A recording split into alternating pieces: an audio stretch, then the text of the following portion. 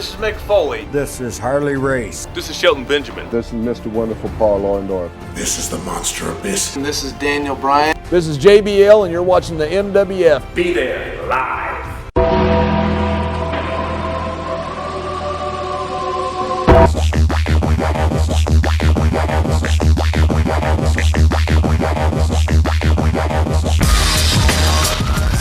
Wrestling fans from around the corner and around the world, welcome to a special installment of Wrestling Insiders. I'm Dan Marotti, joined by the man on a mission himself. Oscar, how are you, brother? I'm all right. How you doing, man? Well, it's always good to see you. Hey, it's even better when you're here, was what I was just going to say. You stole my line. I appreciate that. Oscar's been with us so much here of late here in the Millennium Wrestling Federation. He's recently been named vice president by Dr. David Reese.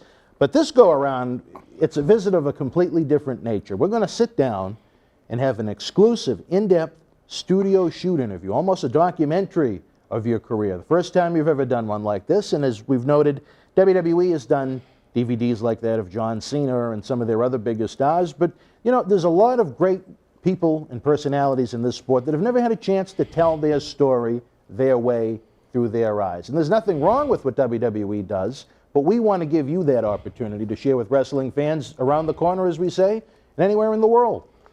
I mean, in the 20 plus years that I've been in this business, I've never done it before. I mean, I've done interviews, sure. I've done podcast interviews, radio interviews, even a couple of TV things. But to sit down and actually tell the whole entire story, to create, as you said, a documentary. I know the late, great Nelson Frazier, my partner in Men on a Mission, did one. And he got pretty deep. He got pretty in-depth with how he felt about the whole Men on a Mission thing. But this is not just going to be the Men on a Mission story. This is actually going to be the Oscar story. I'm going back to the beginning and bring it back to the present. And I hope you watch it and enjoy it. Unbelievable. To try and help with the costs we have, and believe me, it isn't cheap to put something like this together. You see some of them where producers bring guys into a hotel room and give them a beer and they sit there and tape it with a camcorder. This is a story of a different kind. We're in a different beast right here in a professional studio. We need to have a staff to make these lights, camera, action, so to speak, come to reality. There's transportation costs, there's airfare, there's hotel. Brothers got to eat. You know what I mean? There you go. You're talking about the advertising that goes into it, the DVD supplies that go into it, the pre-production work, the production work itself, then the post-production work, because it takes a lot of time to edit and make this come to life. So what we've done, we offered a little sample with the pre-production Indiegogo campaign we put together, but in this one, this is where the fans can really sink their teeth and sink their heart into what it is that we're going to do. If you were a fan during the New Generation era of WWE, when Hulkamania died a bad death, and before the Monday Night Wars started up, this is an experience they're going to want to be a part of either live or via DVD. Well, this particular campaign, I'll put myself out there. Whether it's an autograph picture or a chance to interact with me in person, you're going to be able to do it all. Because first off, I love my fans. And when I say I love my fans, anybody 20 some odd years later that still appreciates my body of work and what I brought to the table to the world of wrestling, that even recognize me on the street at a convention or anything, I'm not the one. I'm the one that's humble. The honor is, the honor is mine all the time. Every hand I shake, every smile that I put on somebody's face, and every time somebody say, I remember when you was, Doink in Boston, here in Boston. I remember when you did this. I remember when you did that. The Lex Express, whatever it is, when they remember it, it almost bring a tear to my eye. So to make something like this, to tell a whole entire story, to let people know where it came from, how I got to that point, what's going on after and what's going on now, it's really going to be something to watch. Like you mentioned some of the perks, just a couple of them. For the fans that just want to take a part in this in a small way, you mentioned there's autographed pictures, DVDs. Just send in $1 as a thank you. But we also have some really cool high-end stuff. You hosting a pay-per-view party in someone's town. It's going to be fun to do that. I mean, I'm going to have the microphone. I'm going to do a lot of rapping. I'm going to be with the people. We're going to make predictions on who's going to win on that pay-per-view. We're going to heckle the show. We're going to do everything we got to do. If the pay-per-view is on point, we're going to say it's on point. If it sucks, we're going to go, this is boring, this sucks, whatever. This is awesome. We're going to do it all that night. In April, 100,000 fans are going to make their way to Dallas, Texas for WrestleMania 32. If you contribute to this Indiegogo campaign at a certain level, you get to meet up and have lunch with Oscar. How cool of an interaction is that going to be? Yeah, we gonna go. I can't promise I'm gonna behave myself, but we gonna find us a good buffet, and we gonna eat. We gonna shut the place down. So, I mean, you know, you want to come and have fun with me because I'm all about having fun, and you won't be disappointed when you leave. I promise. We've got personalized wraps that are available for fans. We've got autographed picture packages. We've got everything near and far, no matter how you want to contribute. The important thing is, come help us. If you pre-purchase the DVD, it helps us cover the expense of having it produced. And I mean, in 2015, where there's so much technology involved, believe me, this mind doesn't do it all myself. It's a necessity. As far as the personalized wraps go, the personalized wraps go from everything to a holiday greeting, a birthday greeting. Hell, you could tell your mate you want a divorce and I'm going to do that for you. You'll be like, you want to be out there? You want to play Casanova? Well, here you go. The paper is right now. It's over. I mean, so anything that you want me to convey from one person to another in a rapogram, you're going to be able to get that. This is going to be pretty cool. I didn't even think of this, but this could be fun. He's amazing the way he comes up with these raps on the cuff. If I gave you 1 or 2 topics, could you create a quick rap? Probably. Right here on the spot, right now I'm talking about. Probably.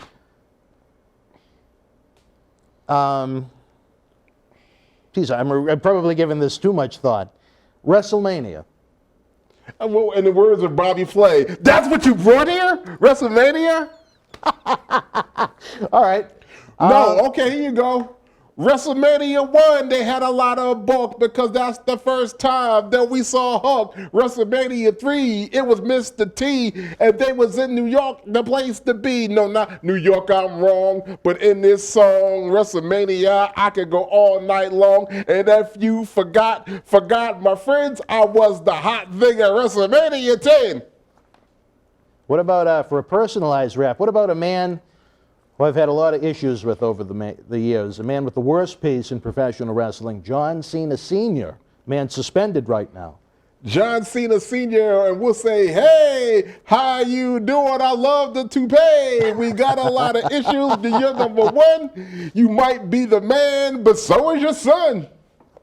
Fans, you could have that, and I'm sure a longer version of it, put together on a DVD by us. We'll send you the DVD. We can put it online if you want. You can own it forever. I mean, you can share it with friends, family. You can put it on your own YouTube page. You can blast it on social media with Twitter and Facebook. There's so many ways you can interact with any human being in 2015 as we head into 2016. That's a different story for a different time. But as we get ready to produce your story about the years you were around WWE in a time of turmoil, Hulkamania had come to an end. The company was decimated with sex scandals, drug scandals, steroid scandals. The Monday Night Wars hadn't even begun yet at a time when WWE started off pretty bad against WCW. More than anything, what would you like fans to take from your story once we tell it?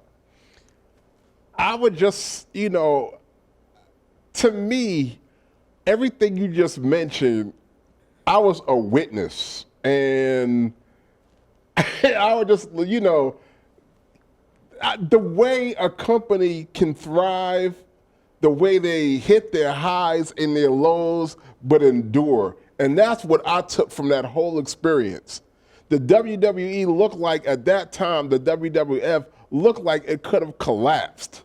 But Vince pulled the fat out the fire, and here it is, 2016 almost, they still standing strong. So, you know, when I get into the story of what I saw and what I knew would happen and all that, I mean, yeah, that was a bountiful time right then. You experienced a lot in the 3 years you were there. Oh, yeah. I mean, every superstar from top to bottom, every company executive, you knew and interacted with these people. You're not some internet wrestling pundit, let's say. You didn't write about it. You actually lived it. You were a WWE superstar. The 90s, during that time of the new generation era, had some of the most outlasting talent, I want to say, you know, ever. You know, 20 years from now, are you going to remember the name Kofi Kingston? You might. Are you going to remember Xavier Woods? You might. But 20 years later, you remember Bret Hart, you remember Shawn Michaels. They're still an integral part of the company and of the wrestling business. You remember the late, great Yokozuna. You remember, Fatu later on becoming Rikishi. I mean, that cluster of characters then over into the Attitude Era produced the most iconic people in the business. And that's I can't wait to tell that side of the story. I'm looking forward to it as much as I love to sink my teeth into the professional wrestling version of what we do here in the MWF. I love getting someone that actually lived the life and the experiences here in the studio and to be able to tell their stories their way. We've noted in the past, in this very room we're in right now, this was, and our very first shoot we produced was with the Iron Sheik, where he went on a drug-induced tirade for 3 hours, and it became famous around the world from being on the Howard Stern show. I mean, I never expected that when we were going to have the Sheik come into this humble studio and then talk about humbling Brian Blair and Hulk Hogan. But I mean, for our body of work to wind up on Howard Stern, seen by millions of fans on YouTube, and then millions of more fans on Howard Stern, that's a pretty cool thing. And you have the Boogeyman for the very first time coming out of his boogeyman-ness to tell it how he saw it the real way. Paul Bearer. We did a WrestleMania 1 retrospect, a big round table with myself, John Cena Sr., Iron Sheik, Mr. Wonderful Paul Orndorff, Cowboy Bob Orton. You can see the big list we have on BostonWrestling.com. On YouTube itself right now, our Vader and Demolition ones are very, very popular. So you're the latest we've had here, not to put you under the gun, but I expect a very, very interesting interview because it's a very, very interesting period of time to me. What I've learned is that in this day of social media, in this day of once you put it online, it's out there, you never know where this stuff is going to end up at. So you shouldn't be surprised that Howard Stern picked it up because... Well, that was 2004. It was a little infant. YouTube was in its infancy But it was then. there. But I'm it was saying, there, all right, I'll give you that. During that time, 2004 till now, when you put it out there, it's not like, it's like, back in the day, what they used to do is a small town newspaper might do a story. That story would get picked up by a newspaper network, and then then the story ends up in the New York Times. It's the same thing, but in hyperdrive with the internet. So when it's on the internet, it only takes one person to see it, and then they tell. I mean, it's like that old commercial. You tell two people, and so on, and so on, and so on, and so on, and so on. Well, now it's like you're not telling two people something at a time. You telling 2,000 people something at a time. So Howard Stern producer, somebody who got an in with that show, see it. They tell what's his name, Gary Delabate, who's Howard Stern's longtime producer. Yes. That's it. And Cheeky Baby, we had fans from a whole new age generation. Right, you've got a whole new cluster of fans from a well of fans that you never ever thought that you would have. That's how it works. I'll never get over how hot that interview became and how hot the Sheik became. Again, to a whole Everybody new heard generation about of it. fans. It was something that I don't know where I was at or what I was doing, but I heard about it. The Sheik's tirade, and that it was viral. I mean, it was a viral situation. I didn't even know you had anything to do with it till now. Yeah, November 14th, 2004, right where you are right now, for 3 hours without his teeth in. He swore and spat on me, and I wasn't expecting him to talk about wanting to anally violate Hulk Hogan and Brian Blair. It was, okay, when he spat on you, I liken it to, almost this big. I liken it to the Jerry Lawler, Andy Kaufman situation. I mean, that happened on Letterman, and I mean, I just saw the video again the other day. Here it is 25 years later, people still talking about it. People talked about that Iron Sheik thing for years. I mean, they still talking about it. They sure do. You should see all the booking requests he gets. He just, unfortunately, his feet are really in a bad place. Matter of fact, now that you say that, now I'm thinking about it, if I spit on you right now, you think I'll get booked for the next 6 months? I was going to ask you, what do you think is going to happen with this DVD? If I punch you in your face, where right are you now, going to send it out to, brother, once it's done? If I knock your glasses off, yeah. Hey, I usually take them off anyway, so you'll just be helping the cause. Oh, okay. Nah, well, I got, I got plans. So. All right, we're running out of time in this segment, my friend. Fans, we implore you to head on over to the Indiegogo campaign. Help us out. Even if you just pre-order the DVD itself, It's helping cover our expenses. In a sentence or two, my friend, wrap this up. Tell the fans why they should get in on this campaign. You should get in on it because having me in your life is going to change your life. I could attest to that. Yeah, you're going to have a good time. Look at me. The best Christmas present that you can get, okay? Would you fit down the chimney? If Santa Claus could fit his fat ass down the chimney, then I know I can get down there and say, There you hey, go. chestnuts roasting on an open fire, Jack Frost dipping at your nose. Oscar is coming to dinner, my dear, and he may even rub your toes. Nah, I can't rub your toes, honey. Somebody's gonna, not, but. That's a different story for a different time. Fans, you heard it from the man himself. This holiday season, get ready. Oscar's going to tell his story, The Man on a Mission.